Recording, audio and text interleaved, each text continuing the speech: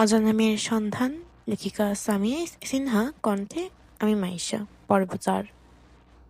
অনেক খোঁজাখুঁজি করে 3 শীট কাপড় ভাল লাগছে, কিন্তু বুঝতে পারছিলাম না কোন কালারে আমার ভাল লাগবে। কিছুক্ষণ তাকিয়ে রইলাম কাপড়ের দিকে, মনে মনে ভাবলাম এক কাজ করি, ওনাকে জিজ্ঞাসা করি। উনি যেটা বলবে ওইটাই নিব।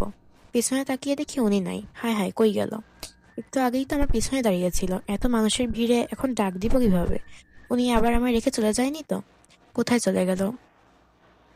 চোখ থেকে পানি বের হচ্ছে, সবকিছু ঝাপসা দেখা যাচ্ছে। আমি এখন কই যাবো? আমার তো কেউ নেই। পেছন থেকে কে যেন আমার কাঁধে হাত দিল। আল্লাহ গো, কেউ আমাকে আবার কিডন্যাপ করে নিয়ে যাবে নাকি? ভয়ে চোখ বন্ধ করে পিছনে ফিরলাম। তানবীর, এই চোখ বন্ধ করে আছেন কেন? আমি বুঝলে ভয় পাইয়েন না। ভয়ে আমার গলা শুকিয়ে গেল। অজান্তেই তার শার্টের কলার চেপে ধরে নিঃশব্দে কান্না শুরু করলাম। তানবীর, রাইসা শান্ত হন, সবাই দেখছে। রাইসা চোখ মুছতে মুছতে বলল, আপনি আমার রেখে কই গিয়েছিলেন? তানবীর, আমার জন্য কিছু কিনতে গিয়েছিলাম। বিশ্বাস না হলে দেখেন, এই যে ব্যাগ। আমি আন্টির কাছে বিচার দিব, আপনি আমায় না বলে এক দোকানে। রাইসার কথা শেষ হওয়ার আগেই তানবীর বলল, আমাকে কিছু বললেন না প্লিজ আম্মু। কিছু বললেন না? বলবো না। আপনি কি কি কিনেছেন? কিছুই না। এই 3 শীট কাপড় তো অনেক সুন্দর। মামা শোনেন, এই 3 শীট আর ওইখান থেকে গ্রাউন্ড 2 শীট কাপড় দেন, আর সব মিলিয়ে কত হয়েছে বলুন। এসব কি করছেন? এত কাপড় নিয়ে আমি কি করব? ওহ, বুঝতে পারছি, আপনি মনে হয় আমার দেওয়া পছন্দের কাপড় ভালো লাগে নাই। আরে, জামাইয়ের দেওয়া সবকিছুই সুন্দর। আপনার জামাইয়ের পছন্দ আছে বলতেই হবে, দোকানদার বলল। রাইস আর তানভীর দুজন দুজন দিকে তাকিয়ে থাকলো। মামা, আসলে আমরা তো দোকানদার। তোমরা, তোমার টাকা হয়েছে 3400।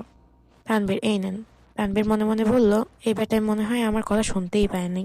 রাইসা, আপনি ওইদিকে কই যাচ্ছেন? আমি আর কিছুই কিনতে চাই না। তানভীর, আর কিছুই লাগবে না? রাইসা, আসুন বাড়িতে যাব।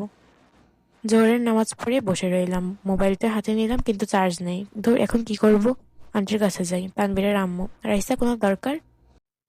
আসলে আন্টি, মোবাইলের চার্জটা দিতে হবে।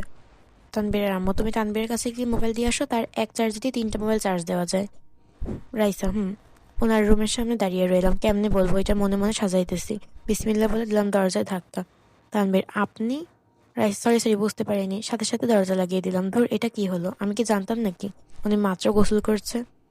আমারই দোষ, নখ দেওয়া দরকার ছিল। ছি ছি, ওনার দৃশ্য আমার চোখের সামনে ভাসছে। খালি গা, শর্ট প্যান্ট, চুল দিয়ে পানি পড়ছিল, ওইগুলো মুছতে ছিল একটা টাওয়েল দিয়ে। তানভীর, এখন আসতে পারেন। রাইসা, আসলে মোবাইলটা চার্জ দেওয়ার জন্য আন্টিকে বললাম, আপনার কাছে আসতে বললো। আর সরি, নখ দেওয়ার কথা একদমই মনে ছিল না। সমস্যা নেই, দেন মোবাইলটা। তানভীর মোবাইল চার্জ দেওয়ার জন্য চলে গেল। রাইসা ও নিজের রুমে এসে নিজেকে বকতে লাগলো। ধন্যবাদ এতক্ষণ আমার সাথে থাকার জন্য। পরবর্তী পর্ব পেতে চাইলে অবশ্যই চোখ রাখুন ভয়েস বাই মেয়ের সাথে।